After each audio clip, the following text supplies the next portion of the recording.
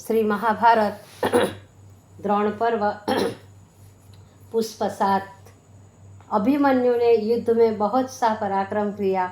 अभिमन्यु के इस पराक्रम को देखकर महारथी कर्ण ने काल के सदृश अभिमन्यु पर आक्रमण किया और अत्यंत तीक्ष्ण बाण उसकी छाती में मारा, किंतु अभिमन्यु इस आघात से तनिक भी विचलित न हुए, अपितु पहले से भी अधिक तीव्र वेग से बाण वर्षा की और कर्ण तथा उनके अन्य सहयोगियों को बड़ी बुरी तरह से घायल किया। कौरव पक्ष में आज कोई भी महारथी अभिमन्यु से जमकर युद्ध नहीं कर सका। धीरे धीरे अभिमन्यु की मार धाड़ ने ऐसा भयंकर रूप धारण किया कि स्वयं कर्ण भी उसके सामने स्थिर न रह सके। उस समय अभिमन्यु ने दुर्योधन पुत्र लक्ष्मण, शल्य पुत्र रुकमारथ आदि 40,000 राजकुमारों को मौत के घाट उतार दिया। बृहद्बल आदि कई महारथी भी उनके हाथ से मरकर स्वर्ग में सिधार गए। उस समय समस्त कौरव बड़े चिंतित हुए और आचार्य के पास गए। कर्ण ने कहा, गुरुदेव, हम अपना पूर्ण बल लगाकर ही युद्ध के मैदान में ठहरे हुए हैं, अन्यथा सुभद्रा कुमार के इस बाण हमारे समस्त शरीर को मर्मांतक पीड़ा दे रहे हैं। आचार्य, यदि शीघ्र ही अभिमन्यु का कोई उपाय न किया तो वह निश्चय ही हम सबका संहार कर डालेगा। कर्ण की बात सुनकर द्रोणाचार्य बड़े प्रसन्न हुए। उन्होंने कहा, कर्ण, युद्ध आरंभ हुआ है, उस समय से इस क्षण तक क्या कभी तुमने अभिमन्यु को एक क्षण के लिए भी विश्राम करते हुए देखा है? वह उस समय से लेकर अब तक अनवरत बाण वर्षा कर रहा है।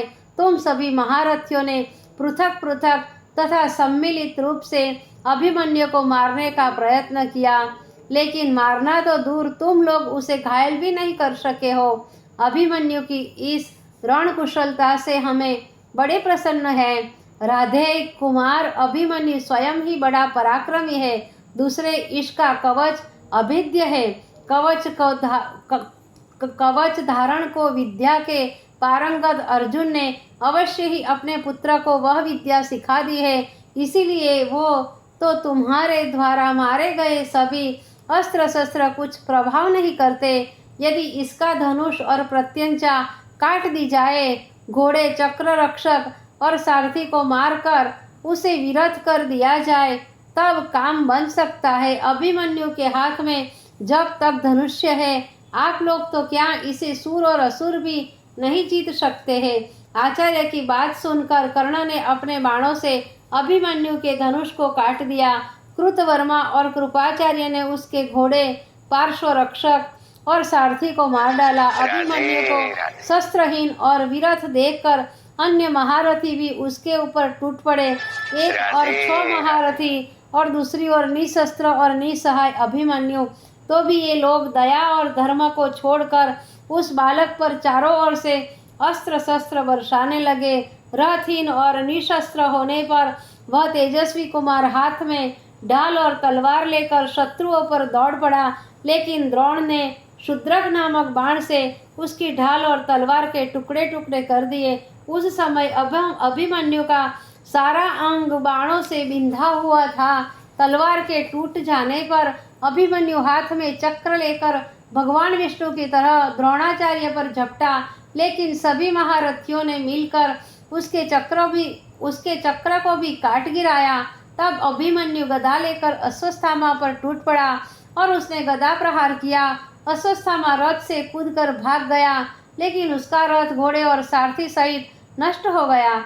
इस दशा में अभिमन्यु ने कालीकेत तथा उसके सैनिक कैकेयी और बसातीय महारथियों को मौत के घाट उतार दिया। उसी समय दुशासन का पुत्र सामने आया। अभिमन्यु ने गदा के प्रहारों से उसके रथ, घोड़े व सारथी को नष्ट कर दिया। तब तो दुशासन के पुत्र को बड़ा क्रोध हुआ और गदा लेकर अभिमन्यु की ओर लपका। दोनों एक दूसरे पर प्रहार करने लगे। दोनों पर एक साथ ही गदा की चोट पड़ी और दोनों ही पृथ्वी पर गिर पड़े।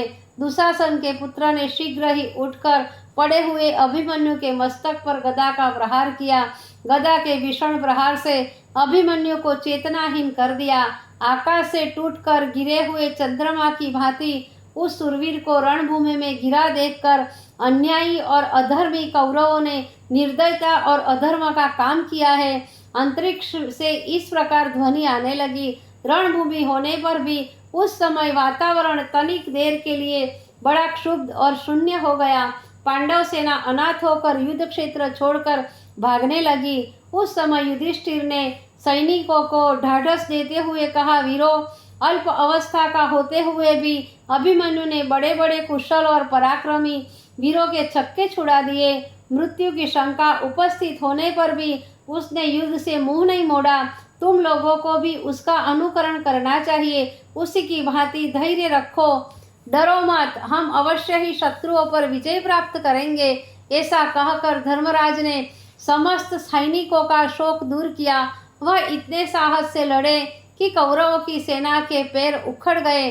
संध्या होने पर दोनों सेनाएं शिविर की ओर चल दी।